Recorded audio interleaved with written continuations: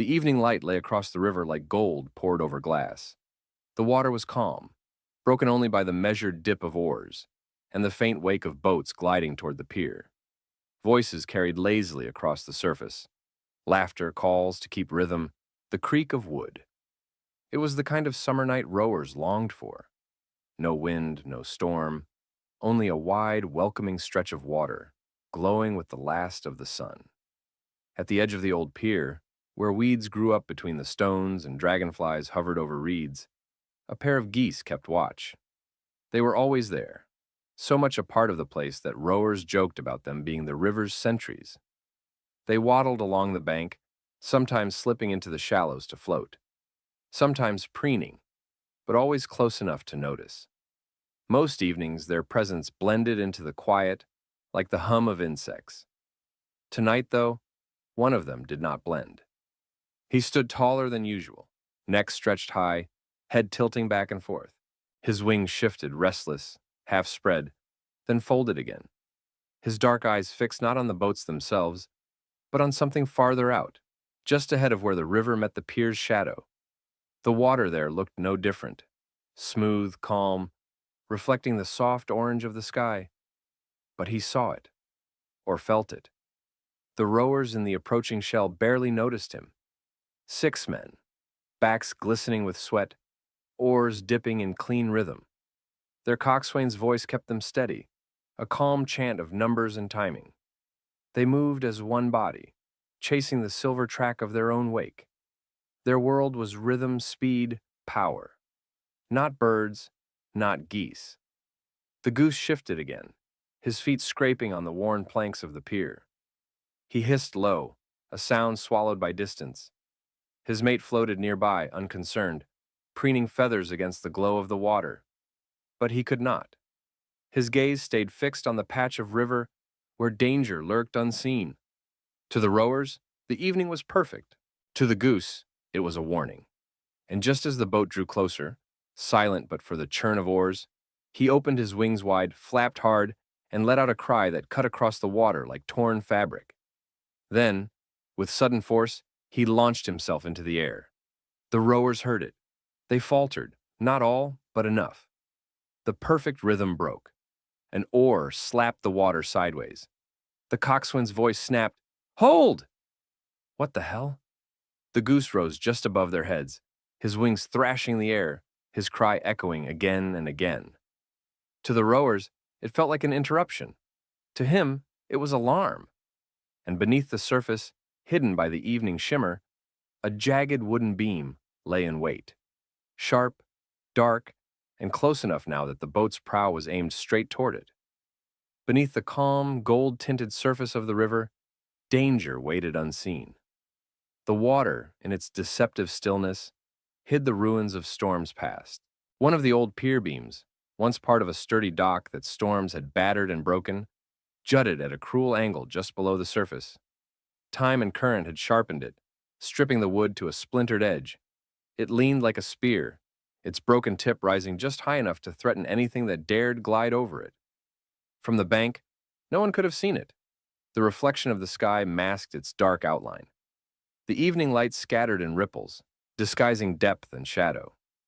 Even the coxswain, perched at the stern of the racing shell with a clear view forward, saw nothing but glassy water. To human eyes, the river looked harmless, but the goose knew.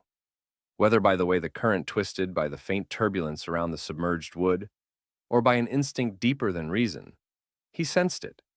His mate floated, indifferent, but he remained locked on that hidden place where water betrayed itself. He had paced and hissed for long minutes before taking to the air. Now, his sudden rise was not panic, it was command. The boat sped closer. 6 pairs of oars cut and lifted, their rhythm shaken but not broken. The men cursed under their breath, frustrated at the disruption. One muttered, "Crazy bird," as he reset his grip. They pulled harder, as if to prove that nothing could stop their stride. The coxswain raised his hand to steady them, eyes narrowing at the path ahead. He thought he saw a shadow under the water, but it was gone in an instant, erased by light. He leaned forward, uncertain. His gut twisted, though he couldn't say why. Above them, the goose wheeled once in a tight circle, wings flashing in the fading sun. He gave another cry, harsh and long, before diving low across the bow of the boat. His feathers brushed the air just feet from the prow. Startled, the rowers faltered again. The boat slowed, and in that half-second, the water rippled in a way that could no longer be ignored. The hidden beam broke the surface for just a moment, the tip slick and black with riverweed. The coxswain's breath caught. He shouted, "Hold water! Hold!" The oars bit hard into the river, jerking the boat to a halt. Muscles strained. Water splashed up against the hull. The prow slid forward, slowed, then stopped, mere feet from the broken timber. The Goose banked hard, landed roughly on the water near the pier, and paddled furiously in circles, wings half open, as if daring them to look again. And now they saw. All of them. The jagged wood, rising like a spear, waiting. The laughter was gone. The rhythm was forgotten. In its place came silence, the kind that falls when people realize how close they had come to disaster. The shell rocked gently in the water, its long frame trembling from the sudden halt. The men inside panted, arms burning, their oars dripping steady streams that struck the river like a clock ticking in the silence. No one spoke at first. They all stared at the dark thing jutting beneath the surface, so close their boat could have split across it. It wasn't just a piece of wood. It looked like the bone of something broken, jagged, and unnatural, waiting to tear into anything careless enough to skim too near. Riverweed clung to it like seaweed to a dagger, swaying with each ripple. The longer they looked, the more horrifying it became, because it had been there all along, invisible under the glow of evening. "God," one of the rowers whispered, his voice shaking. "We would have—" He didn't finish. The picture was too easy to imagine. The crack of wood, the flip of bodies into cold water, oars scattering, men tangled, the river swallowing them in one violent instant. The coxswain sat frozen, his hands still raised in command, eyes locked on the splintered beam. He lowered his arms slowly, exhaled, and said almost to himself, "The Goose stopped us."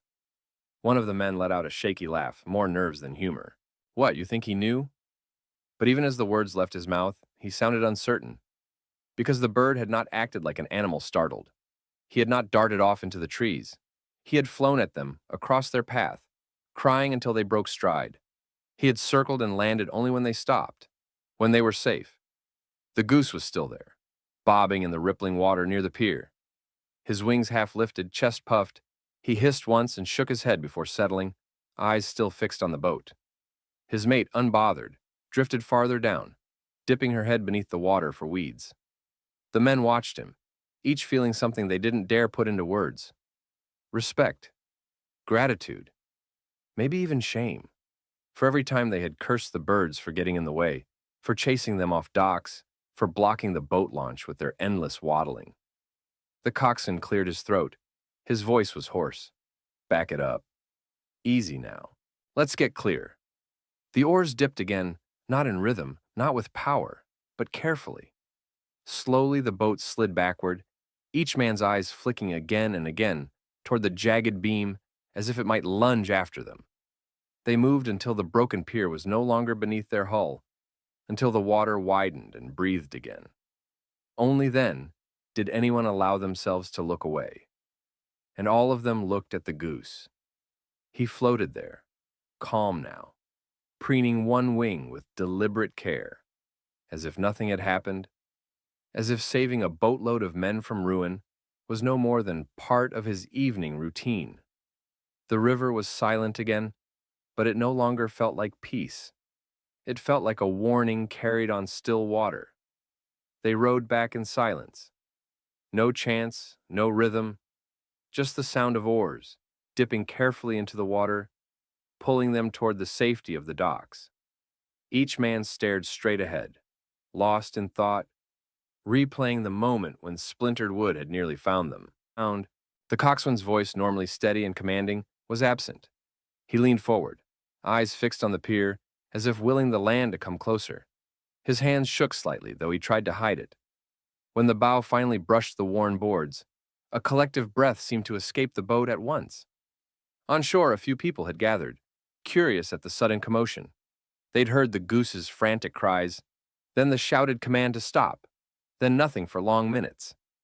Now, seeing the men pale and shaken, they hurried forward.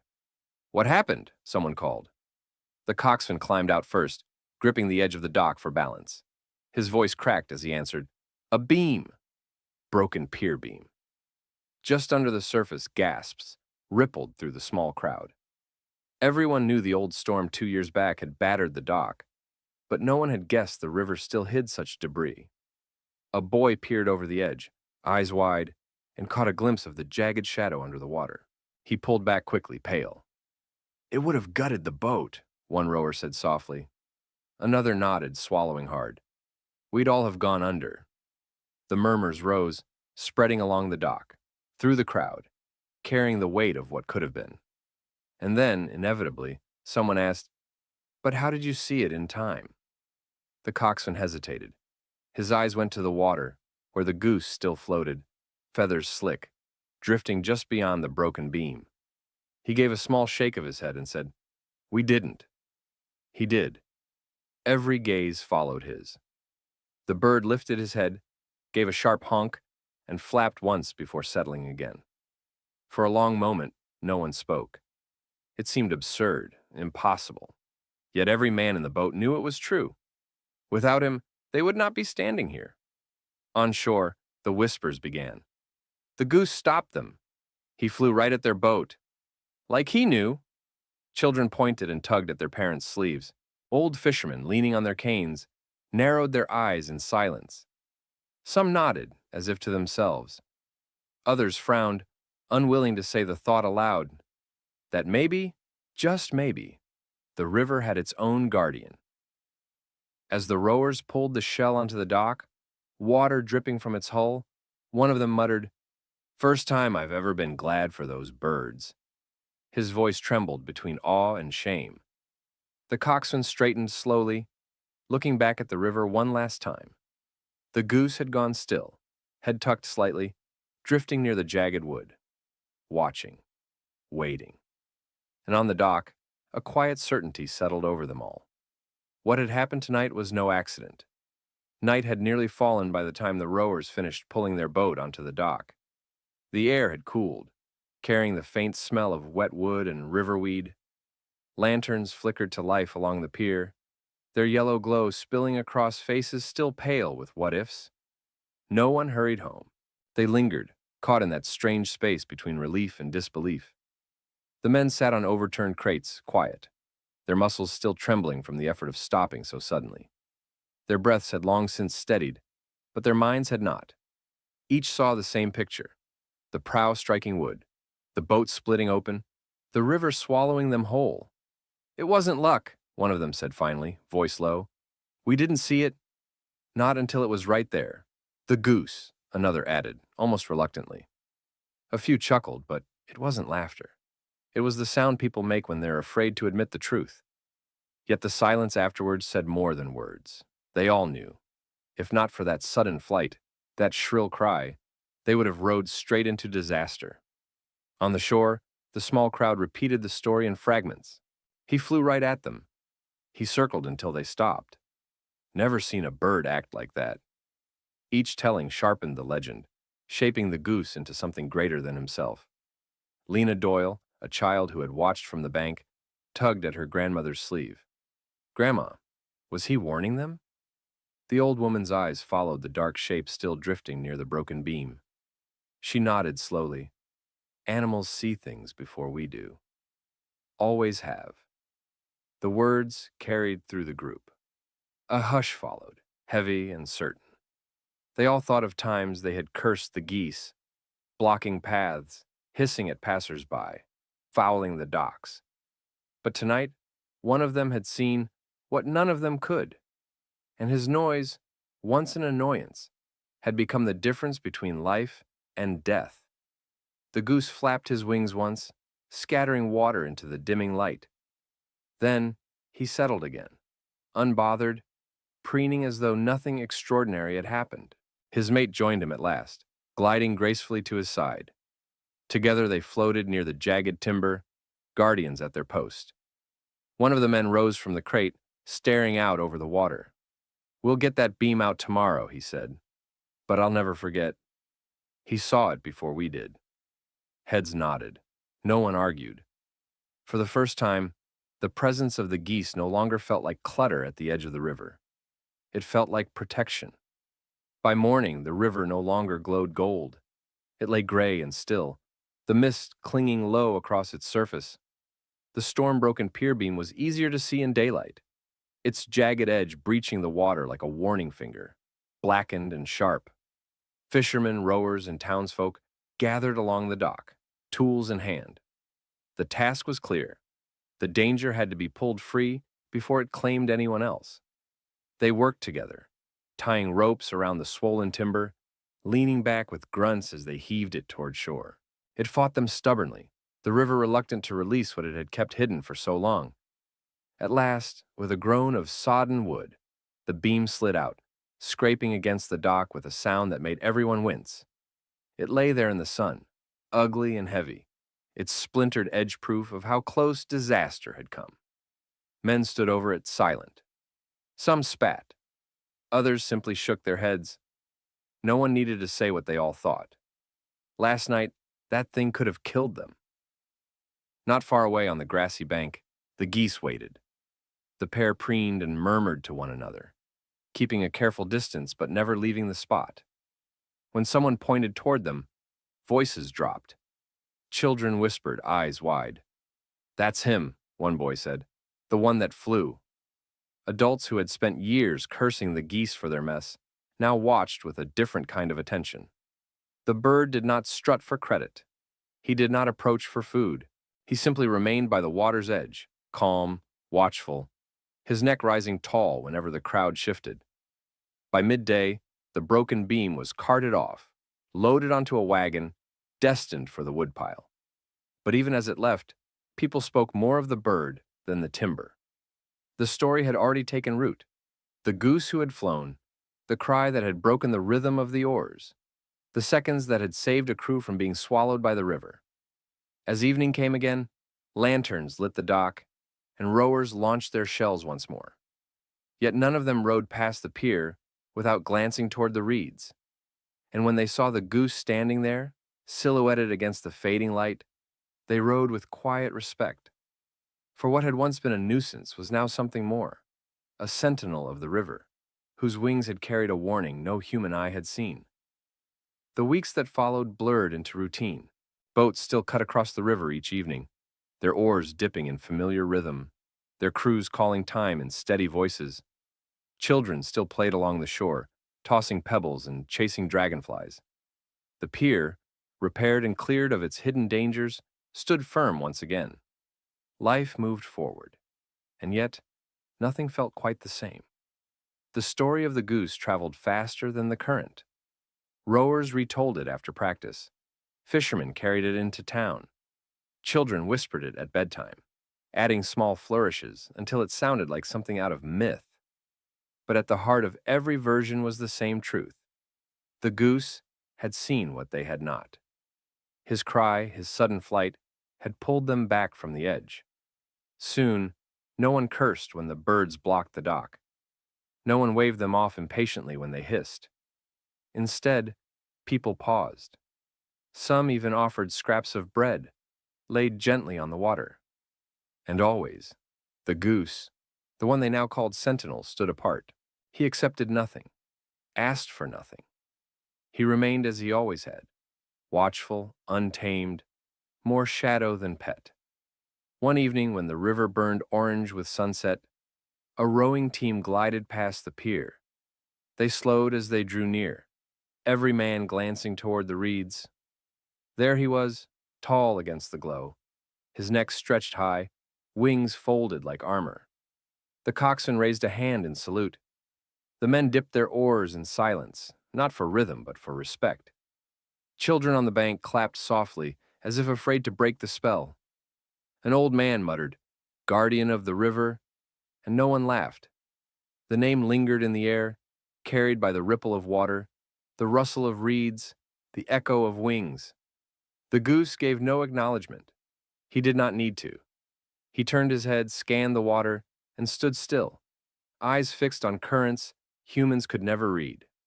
His mate drifted nearby, unbothered, as though nothing extraordinary had ever happened. But to the people of the river, everything had changed. For every time oars struck the water, every time a boat slipped across the fading light, they remembered the moment when danger had been waiting unseen, and how a creature they once dismissed had broken the silence to save them. Evening after evening, when geese took flight across the horizon, the rowers slowed and listened.